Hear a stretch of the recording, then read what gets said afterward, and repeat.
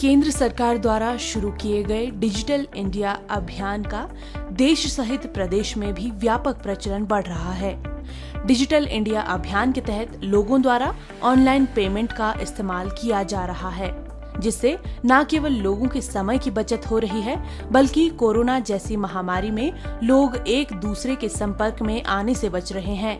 शिमला जिले के लाभार्थियों का कहना है कि इसके प्रसार से आज लगभग हर क्षेत्र से जुड़े काम और सुविधाएं मोबाइल फोन में शामिल की गई हैं।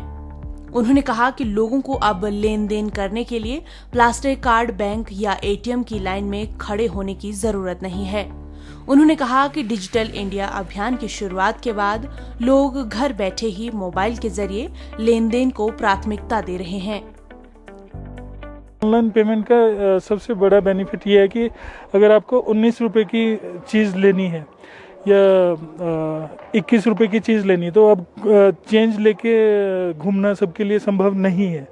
तो उस लिहाज से भी बहुत अच्छा है ऑनलाइन पेमेंट का। लाइफ तो काफ़ी इजी हो गई है, क्योंकि पहले तो हमें कैश निकालना पड़ता था एटीएम जाके, या फिर कैश कैरी करना पड़ता था। अभी मोबाइल के थ्रू जो भी है, आप एक with in 1 click you can get whatever you want from any website, or whether it is your shopping or groceries, anything you can get it from online digital India। वर्तमान समय में बाजार में हर छोटी बड़ी दुकानों में डिजिटल स्कैनर और अन्य माध्यमों से वित्तीय लेन देन किया जा रहा है। राजधानी शिमला के व्यापारियों का कहना है कि डिजिटल लेन देन के माध्यम से उन्हें बहुत सुविधा मिली है। उन्होंने कहा कि अब वे बैंक के चक्कर लगाने से बच रहे हैं और उनके खाते में सुरक्षित पेमेंट भी पहुंच रही है।